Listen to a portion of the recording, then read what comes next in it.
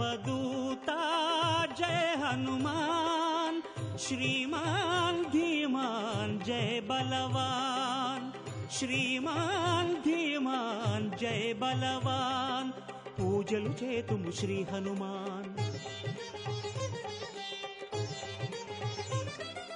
రామాయ రామభద్రాయ రామచంద్రాయ వేధసే, రఘునాథాయ నాథాయ సీతాయ పతయే నమః. గోష్పదీకృతవారాశిం మశకీకృతరాక్షసం, రామాయణ మహామాలారత్నం వందే అనిలాత్మజం. ఆంజనేయాయ విద్మహే వాయుపుత్రాయ ధీమహి తన్నో హనుమాన్ ప్రచోదయాత్. శివాయ గురవే నమః. శ్రీమాత్రే నమః. శ్రీ విష్ణురూపాయ నమః శివాయ. ఇదంతు మమ దీనస్య మనోభూయ ప్రకర్షతి, యది హాస్య ప్రియాక్షాతు న కుర్మి సదృశం ప్రియం. రామచంద్రమూర్తి ఆంజనేయ స్వామి వారి యొక్క మహోపకారాన్ని స్మరిస్తూ కీర్తిస్తూ, నువ్వు చేసిన ఉపకారానికి నేను ప్రత్యుపకారం ఏమి చేయగలను, పైగా దీనుడనై ఉన్నాను అన్నాడు. ఇక్కడ తన యొక్క ఆర్తిని విధంగా ప్రకటిస్తున్నాడు. అంటూ నా సర్వస్వం నీకు సమర్పిస్తున్నాను అనే ఒక అద్భుతమైన మాట అంటున్నాడు ఇక్కడ రామచంద్రమూర్తి. కనులన్నీ కూడా నీరుతో నిండిపోయేట, ఒళ్ళంతా పులకించిపోయింది రామచంద్రమూర్తికి హనుమంతుని యొక్క మహోపకారాన్ని తలంచుకుంటూ ఉంటుంది. ఏష సర్వస్వభూతస్తు పరిష్వంగో హనుమతః, మయా కాలమిమం ప్రాప్య దత్తస్తస్య మహాత్మనః. ఇక్కడ సర్వస్వభూతస్తు అన్నాడు. ఇక్కడ నా సర్వస్వం సమర్పిస్తున్నాను అన్న భావంతో ఒక్కసారి ఆంజనేయ స్వామి వారిని గాఢాలింగనం చేసుకున్నట్ట రామచంద్రమూర్తి. ఇది ఒక అద్భుతమైనటువంటి ఘట్టం. ఇది తనని తాను సమర్పించుకున్నాడా అన్నట్లుగా రామచంద్రమూర్తి ఆంజనేయ స్వామి వారిని గాఢాలింగనం చేసుకున్నాడు. ఇలాంటి గాఢాలింగన భాగ్యం మన హనుమంతుడికి దక్కింది, భరతునికి దక్కింది. ఈ గాఢాలింగనం అత్యంత ప్రేమకు సంకేతం. పైగా ఆ రామనారాయణుని యొక్క దివ్య స్పర్శ హనుమంతుడికి లభించినది. ఆ గాఢాలింగన భాగ్యంలో హనుమంతుని యొక్క దివ్య స్పర్శ రామచంద్రమూర్తి పొందాడు. ఇది ఒక దివ్యమైనటువంటి ఘట్టం. ఇది హనుమద్రామ స్వరూపంగా మనం భావించాలి. ఇది అద్భుతమైనటువంటి ప్రేమభక్తికి దైవ కృపకి ఒక సమాగమ దృశ్యం. ఈ భావన ఒక్కసారి అక్కడున్న వానర వీళ్ళందరికీ ఎలా కనిపించి ఉంటుందో మనం ఊహించినట్లయితే, ఆ గాఢాలింగనం చేసుకున్నటువంటి హనుమద్రాముల మూర్తి ఎలా ఉన్నదంటే సగము రాముడు సగము హనుమంతుడు కనిపిస్తున్నారు. ఇది హరిహరాత్మకమైనటువంటి మూర్తి వలె కనిపిస్తున్నది. హరి అయిన రాముడు, హరుడైన ఆంజనేయుడు ఉభయుల యొక్క ఏకస్వరూపము హరిహరాత్మకమైన దివ్యమంగళ విగ్రహంగా గోచరిస్తున్నది. ఇది హరిహరాద్వైత భావన అక్కడ ప్రత్యక్షమైంది. ఇత్యుక్త్వా ప్రీతిహృష్టాంగో రామస్తం పరిషస్వజే, హనుమంతం మహాత్మానం కృత కార్యముపాగతం. కార్యదక్షుడైనటువంటి మహాత్ముడైన హనుమంతుని రామచంద్రమూర్తి ప్రీతిహృష్టాంగ, ప్రీతి చెందినటువంటి హర్షముతో కూడినటువంటి శరీరంతో ఆలింగనం చేసుకున్నాడు అని వాల్మీకి వర్ణిస్తున్నారు. ఇక్కడ ఈ భావాన్ని అధ్యాత్మ రామాయణంలో మరొక అందమైన శ్లోకంలో చెప్తున్నాడు వ్యాసమహర్షి. పరీరంభోహి మే లోకే దుర్లభ పరమాత్మనః, తతస్త్వం మమ భక్తోసి ప్రియోసి హరిపుంగవ. విష్ణువు యొక్క పరీరంభము, పరీరంభం అంటే ఆలింగనము, అత్యంత దుర్లభము. అది కేవల సమగ్ర విష్ణు ప్రాప్తి. అది హనుమంతుడికి ఎందుకు దక్కింది అంటే మమ భక్తోసి ప్రియోసి, రామచంద్రమూర్తికి అత్యంత ప్రీతిపాత్రుడైన భక్తుడు గనక భక్తునికి భగవంతుడు ఇచ్చేటువంటి అనుగ్రహం ఆ విధంగా ప్రత్యక్షమవుతున్నది. ఇక్కడ అధ్యాత్మరామాయణ కర్త అయిన వ్యాసుడు మహాభక్తిగా ఈ దృశ్యాన్ని వర్ణిస్తూ, యత్ పాదపద్మయుగళం తులసీదళాజ్జై సంపూజ్య విష్ణుపదవీం అతులాం ప్రయాంతి, తేనైవ కిం పునరసౌ పరిరబ్ధమూర్తి రామేణ వాయుతనయ కృత పుణ్యపుంజ. అసలు హనుమంతుడంటేనే పుణ్యాల మూర్తి. అందుకు ఆయన యొక్క పుణ్యాలన్నీ పండాయా అన్నట్లుగా ఈ దృశ్యం. రామచంద్రమూర్తి పాదపద్మాన్ని తులసీదళాలతో పూజించినటువంటి వారు సాటి లేని పరమపదాన్ని పొందుతారు. అంటే ఆయన పాదాలను అసలు ముట్టుకోవడం కాదు, కేవలం తులసీదళాలు సమర్పిస్తేనే ఆ పాదాలకి పరమపదాన్ని పొందుతారే. అలాంటిది ఆ రామచంద్రమూర్తి సమగ్రమైన శరీరం స్పర్శకు వచ్చింది అంటే హనుమంతుడు ఎంతటి భాగ్యశాలి కదా. వాయుతనయ కృత పుణ్యపుంజ, వాయుతనయుడైనటువంటి హనుమంతుడు చేసుకున్నటువంటి పూర్వపుణ్య విశేషము ఇంత గొప్పది అని రాముని యొక్క అపారమైన కృపని వ్యాసదేవుడు అధ్యాత్మరామాయణంలో భావించాడు. అటు తర్వాత విషయంలోకి మనం ప్రవేశిస్తున్నాం. ఎప్పుడైతే ఈ విధంగా హనుమంతుడు రాముని చేత అభినందనలు అందుకున్నాడో వానరులందరూ సంతోషించారు. రాముడు కూడా స్థిమితపడి క్రమంగా యుద్ధానికి తగిన సన్నాహాలు చేశారు. ఎక్కడ కూడా జాప్యము లేదు, బద్ధకంగా సోమరితనంతో వాయిదాలు వేయడం లేదు. వెంటనే కార్యరంగంలోకి దూకారు. మొత్తం అందరూ కూడా ఏ విధంగా యుద్ధానికి వెళ్ళాలనే ఆలోచన చేసుకుని సముద్ర తీరానికి చేరి మొత్తం వానర వీరులందరినీ వ్యూహాత్మకంగా విభజించారు.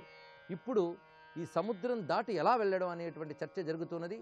ఆ సమయంలో అక్కడ సముద్రుని తన యొక్క బాణముతో లొంగదీసుకుని రామచంద్రమూర్తి సేతుబంధనానికి ఉపక్రమించాడు.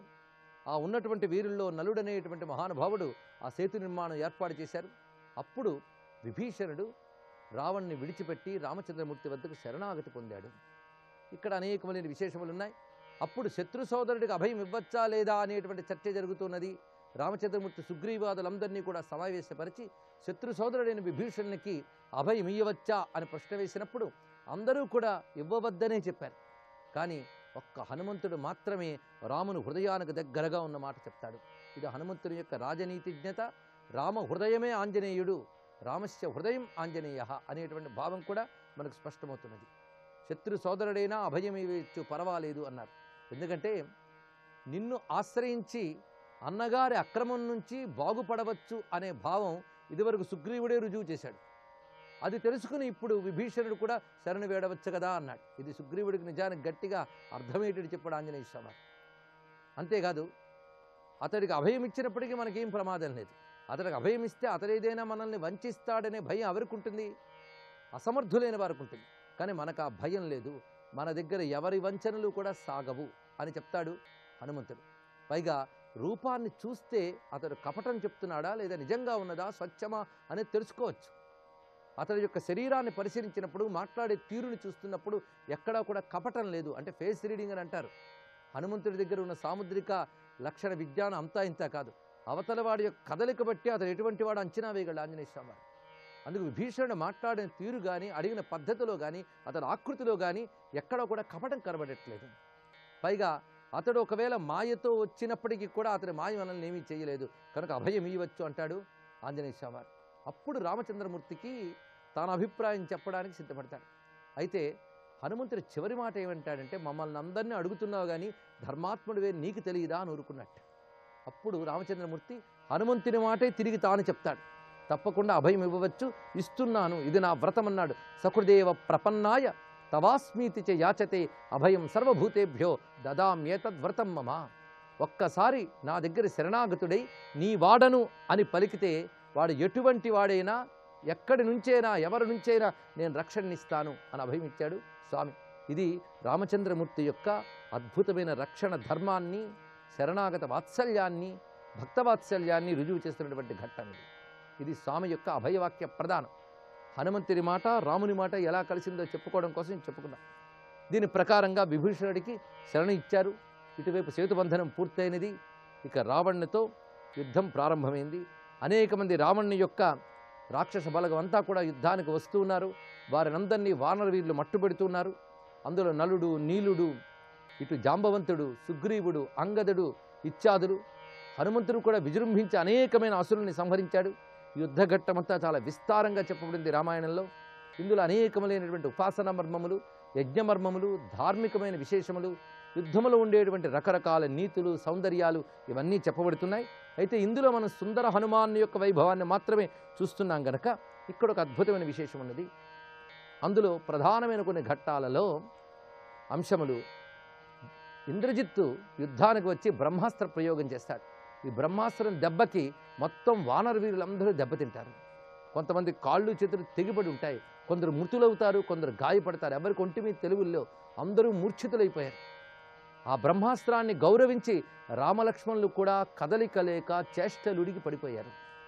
ఆ సమయంలో ఎవరు రక్షిస్తారు? ఇది పరిస్థితి వచ్చింది. అప్పుడు విభీషణుడు ఒక్కడు అక్కడ సంచరిస్తూ ఎవరైనా బ్రతుకున్నారేమో అని చూస్తున్నారు. ఆ విభీషణుడితో పాటు సంచరిస్తున్నవాడు ఆంజనేయ స్వామి వారు మాత్రమే. ఆయన కూడా బ్రహ్మాస్త్రాన్ని గౌరవించి క్షణం సేపు నిలబడ్డాడు. తర్వాత వెంటనే విడిచిపెట్టాడు బ్రహ్మాస్త్రాన్ని. ఆయన బ్రహ్మాస్త్రం ఏమీ చేయలేదని మన గతంలోనే చెప్పుకున్నాం. ఆయన ఒక్కడే నిలబడగలిగాడు ధైర్యంగా. విభీషణుడు అంతకు మునిపే ఉన్నాడు. ఆయన వానర కోటలో లేడు కనుక ఆయన క్షేమంగా ఉన్నాడు. ఆ విభీషణులతో కలిసి హనుమంతుడు మొత్తం ఆ రాత్రి వేళ ఆ పడి ఉన్నటువంటి వానరులందరినీ పరిశీలిస్తున్నారు. ఎవరెవరు ఎలా ఉన్నారో, స్వస్థతగా ఉన్నారో లేదో చూస్తూ ఉన్నట్ట. ఆ వెళుతూ ఉండగా తోబలో అక్కడ పడి ఉన్న వాళ్ళల్లో మూలుగుతూ ఉన్నాడు జాంబవంతుడు. ఆయన నిజానికి దెబ్బ తినలేదు, కానీ ఆయన నిస్సత్తువతో మూలుగుతూ ఉన్నాడు. ఆయన్ని లేపెట్ట విభీషణుడు, తాత అని. ఆ జాంబవంతుడు లేస్తూనే ఆయన తేరుకోగలిగాడు. ఎందుకంటే జాంబవంతుడు యుగాలు నాటివాడు. ఆయన కూడా బ్రహ్మాస్త్రాన్ని ఎదుర్కొనగలిగిన పాఠం ఉన్నవాడే. అయితే వయస్సు మీద పడడం చేత కొంచెం ఆయన చేష్టలు ఉడిగాడు, కానీ ఆయన మాత్రం తేరుకొని లేవగలిగాడు.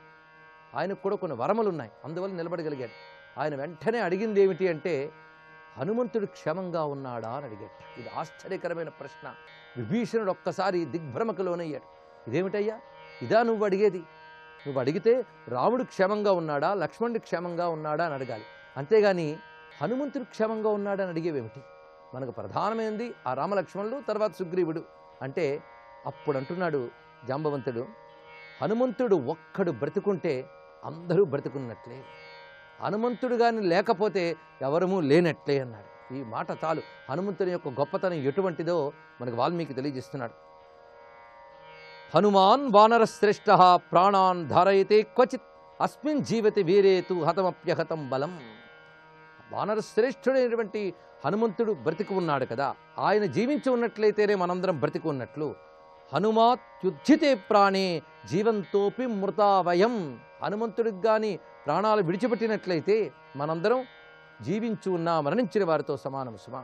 ధరతే మారుతిస్తాత మారుతి ప్రతిమో యది వైశ్వానర సమో వీర్యే జీవితాసా తతో భవేత్.